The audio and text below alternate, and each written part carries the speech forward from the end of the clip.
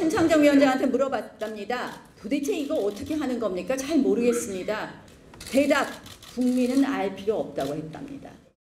제1야당의 대표가 정치개혁이라는 큰 호박을 굴리려고 해야지 말꼬리나 잡는 그런 좁쌀 정치를 해서 되겠느냐. 선거제의 투명성을 요구하는 목소리가 좁쌀 정치일까요? 이것은 바로 국민을 좁쌀로 여기는 정치 아닌가 이렇게 생각을 합니다. 완전히 가짜 뉴스입니다. 자유한국당은 더 이상 말꼬리 잡고 왜곡하고 선거제도 개혁을 방해하려는 행위를 중단해 주시기 바랍니다. 예, 요거는 좀 앞뒤 맥락이 좀 필요합니다. 이 부분에 대해서 이제 이해를 하기 위해서는.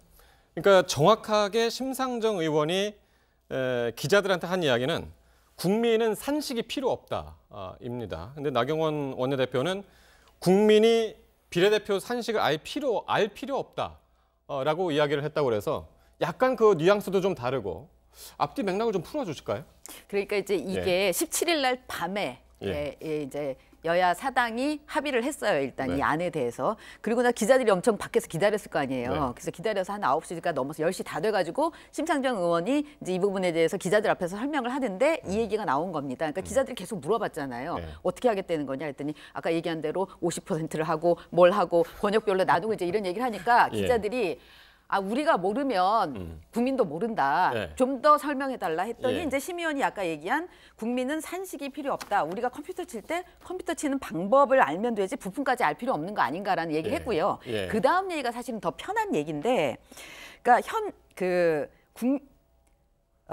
이 권역별 비례대표 명단을 토대로 해서 어떻게 한다 이런 얘기를 하면서 권역별로 어떻게 배분할지에 대한 산식은 중앙선거관리위원회 등 전문가 집단한테 일단 지금 맡겨놨으니까 우리가 큰 틀은 마련했는데 이게 정확하게 작동하는지 아닌지 이 부분에 대해서 일단 전문가들한테 맡겨놨으니까 그 결과를 좀 기다려보자라는 그런 취지로 얘기를 했는데 그 앞에 얘기했던 국민한테 산식이 필요 없다. 이 얘기를 딱 뽑아서 몰라도 된다. 이렇게로 이제 얘기를 한 거죠. 그러니까 이게 직역이냐 의역이냐의 문제인 것 같은데요. 직역을 기준으로 삼으면 나경원 원내대표의 발언은 약간 오버해서 해석한 측면이 있다고 봐야 되겠는데 의역이라고 본다면 저는 나경원 원내대표가 그렇게 틀리게 해석을 했다고 저는 개인적으로 생각하지 않습니다. 국민은 산식이 필요 없다는 이야기는 국민이 알 필요 없다라는 식으로 의역할 수 있는 여지를 분명히 심상정 위원장이 준 건 맞아요. 저는 그런 점에서 그러니까 왜 내 말꼬리를 잡느냐라고 이야기를 하면 정치인은 말의 엄격성을 지녀야 된다라고 하는 걸 모를 리가 없는 심상정 위원장이 그런 얘기를 하면서 피해갈 부분은 아니라고 보고 제가 볼 때는 실화가 말 실수라고 보는 것이 맞고 그걸 인정을 해야 된다고 봐요.